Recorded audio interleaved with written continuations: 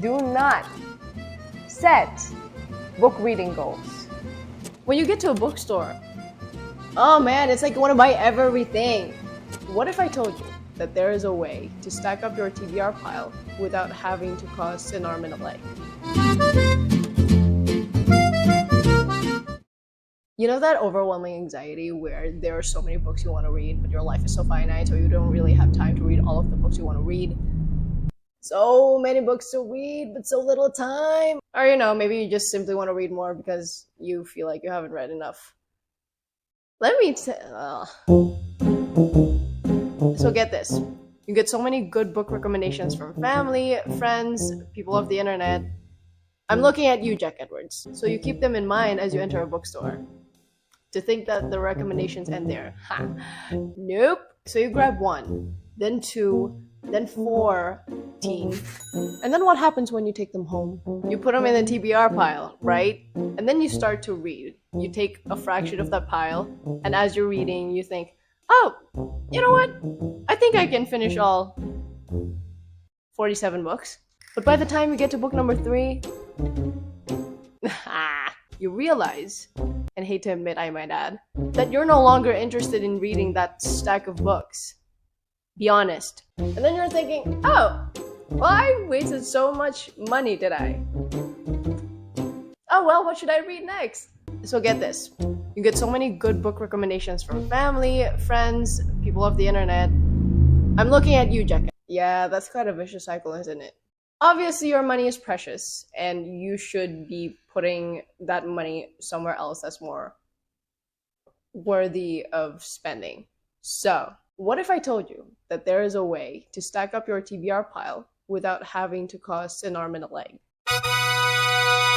But before you buy new books, you have to take a lot of things into consideration.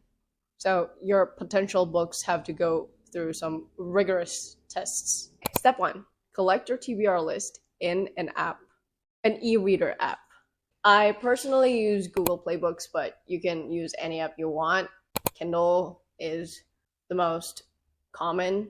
Now you might be thinking, Janice, I do not read ebooks. This isn't for you to read them, or you can.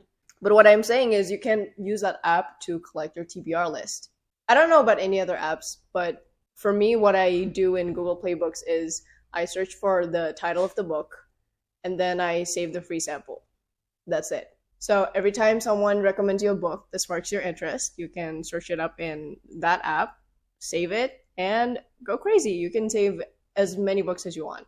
Now that you acquire the book samples, I want you to read them.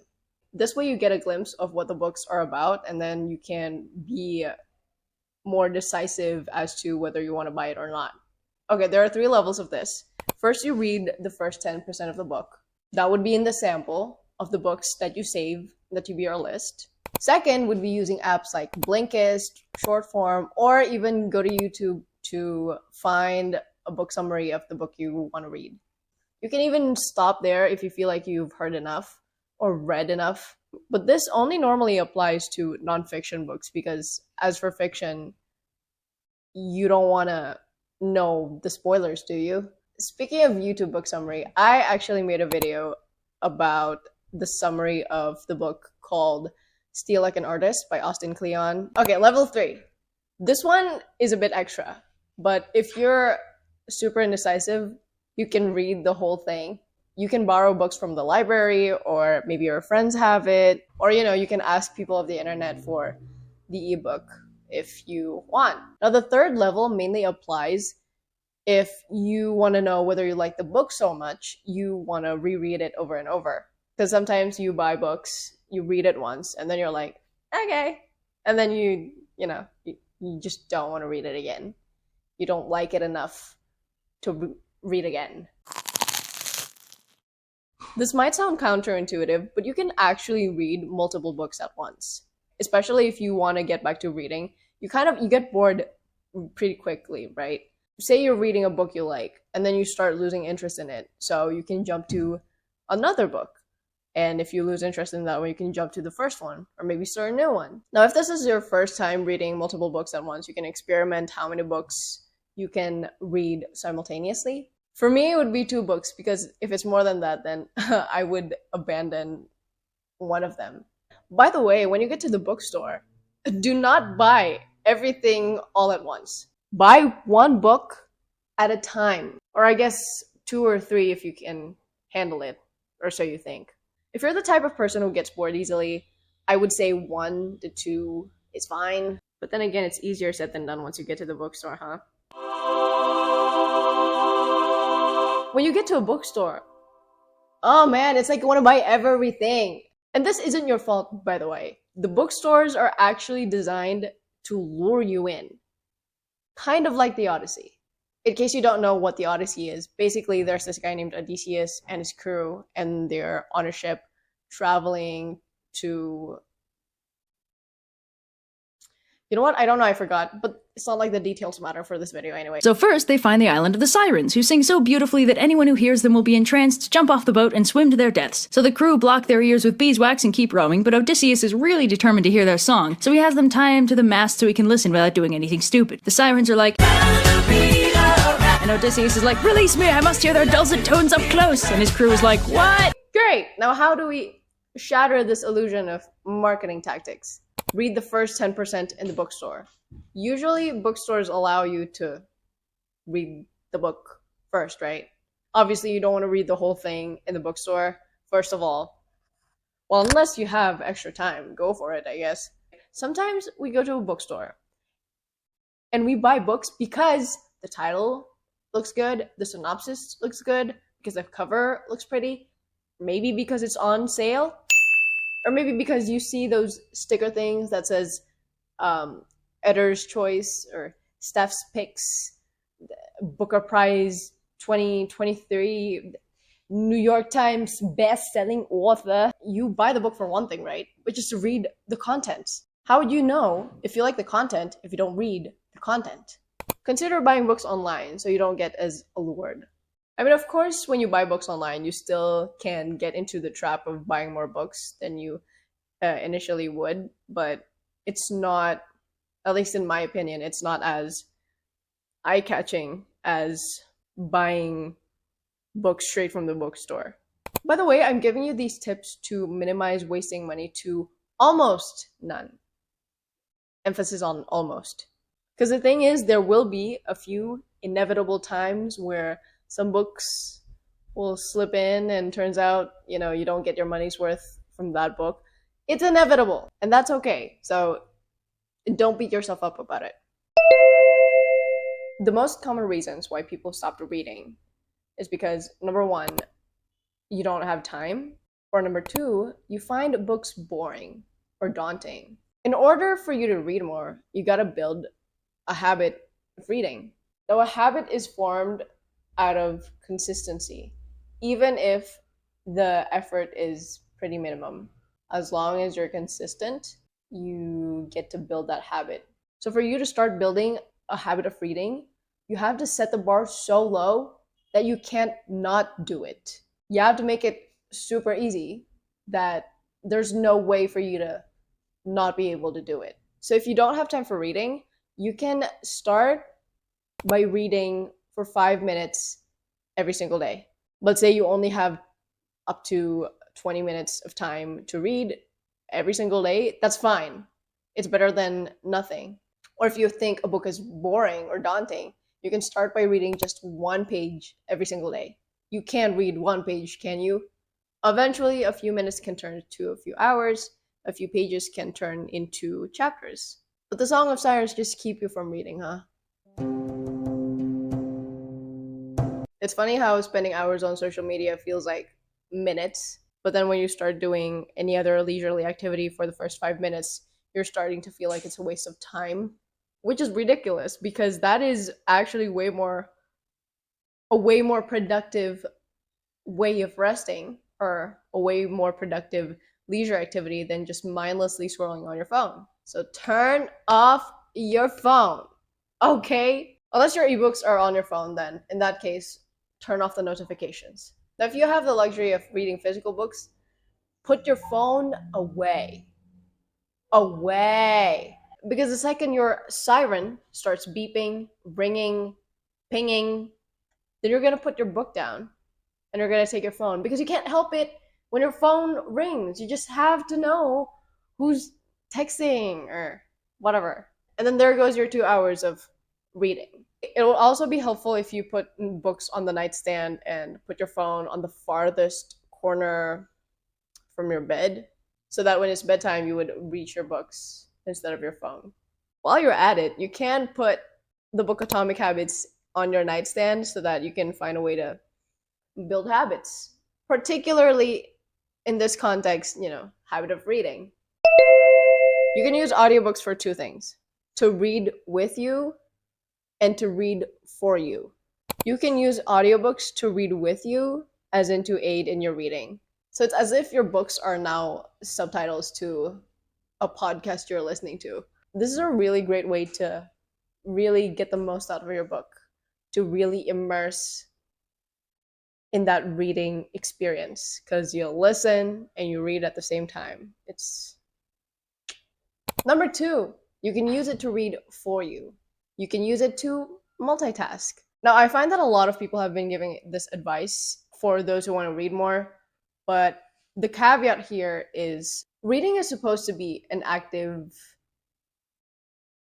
activity, right? So if you're listening to an audiobook and you're doing something else, you're not going to pay full attention to either of those two things, unless the other work you're doing is, it doesn't require you to think.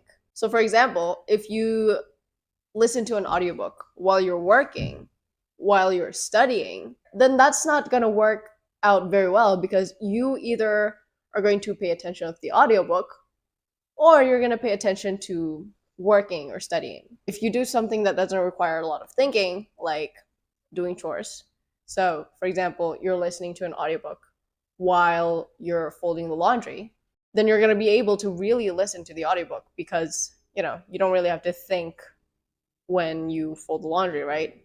You can turn a boring activity into something fun. Reading should be fun. Reading should be an enjoyable experience. If you don't enjoy reading, then you're not going to be able to read.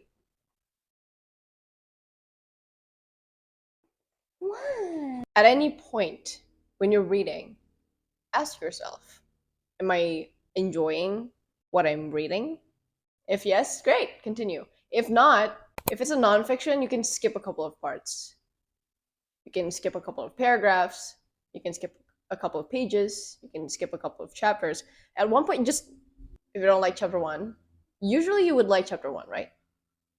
Anyway, if you don't like chapter 1, skip to chapter 2. If you don't like that one, skip to chapter 3. If you don't like chapter 3, take a look at the table of contents, see which chapters that spark your interest, and read that. And again, if you find that it's boring and whatever, stop reading. Close that book, move on to the next one. If you're reading fiction, if you're at a point where you just don't enjoy reading it anymore, stop. Maybe persevere a couple of pages, close that book, move on to the next one. If you do not enjoy what you read, then keeping on doing that would be a waste of time.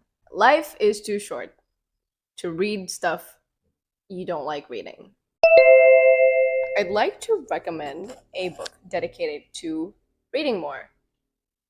It's called How to Win Friends and Influence People. I am not kidding. I don't know if you know this book, but it's quite popular. But what does this book have to do with this video? Is that your question? I've never heard anyone talking about this book's bonus content. There's a bonus content inside. And it's not about how to win friends and influence people. It's about how to read more. Now, obviously, you don't have to abide by all of these rules. I don't.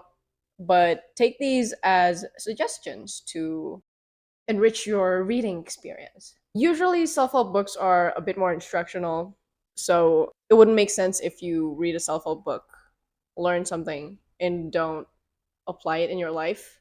It's like you want to eat healthier, and you bought a book about how to be healthy or how to eat healthier. You read that book, and you feel like you learned something, And after that, you get a burger.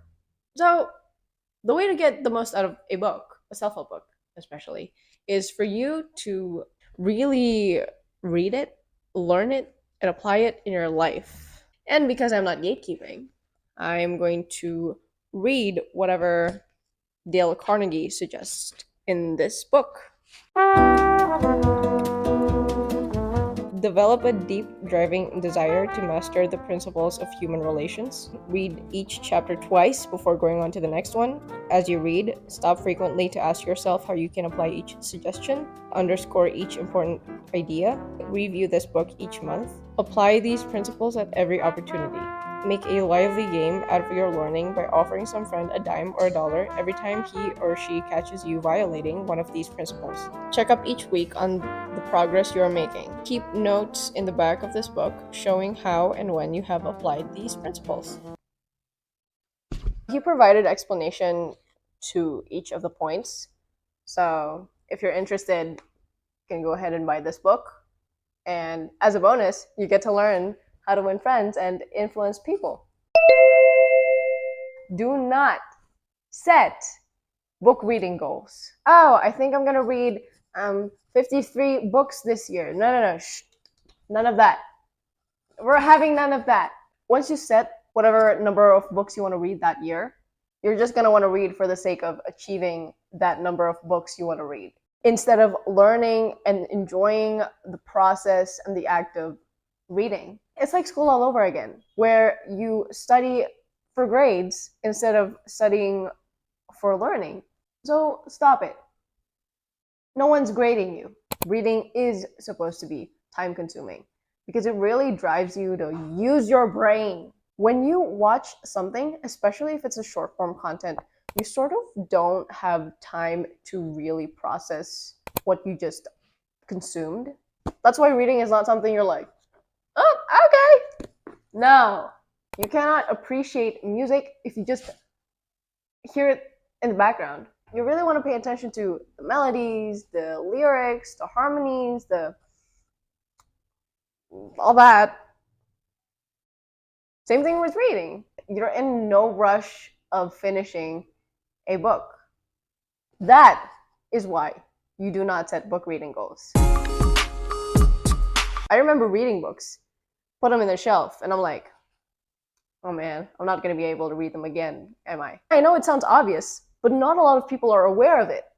Even me. You can reread books. In fact, it's actually a good thing, a great thing, if you reread books. If you only read a book one time, you're going to forget about it eventually. For example, I have a book called To All the Boys I've Loved Before. I read it, I liked it, I finished reading it, and I put it on the shelf. I was this close to decluttering that book because I thought I wasn't going to read it again, or any other books really, because I thought, okay, I read it already. Why would I read it again? But earlier this year, I decided to reread the book again, and it's like you're reading it for the first time, but this time, as you're reading, your memory is like, ooh, remember this? Remember this part? Remember this part? Oh, I don't remember this part, but I'm starting to. Because sometimes you would forget the plot, or you would forget some parts of the book. And you get the chance to read that all over again. If it's not obvious enough, the point of this video is not for you to read 100 books a year. If that's what you want, this video is not for you. If you feel like you have to read that many books because other people can, don't. You don't have to. Reading books is not about quantity, it's about quality, about extracting value and enjoying the process. A person who reads 65 books a year is not necessarily better than those who read 12 books a year. It's just different. People just have different reading pace, and that's okay. If it's slow, great. If it's fast, great. Even the fastest reader in the world slow down to read. Low speed. It's as slow as I want. I've learned to shut it off when I want to. Like if I'm relaxing and I'm reading and I'm enjoying something. I mean, do you want to read, let's say you're a Harry Potter fan and you waited 10 months for the next book. Do you want to finish in 3 minutes? It's like chugging Dom Perignon or looking at the Mona Lisa on a skateboard. You don't get the ambiance, the flavor. Well, if the fastest reader in the world likes to slow down when he reads, maybe I should too. Focus on reading better, not just more. And you best believe that you're going to be able to enjoy your books a lot better that way.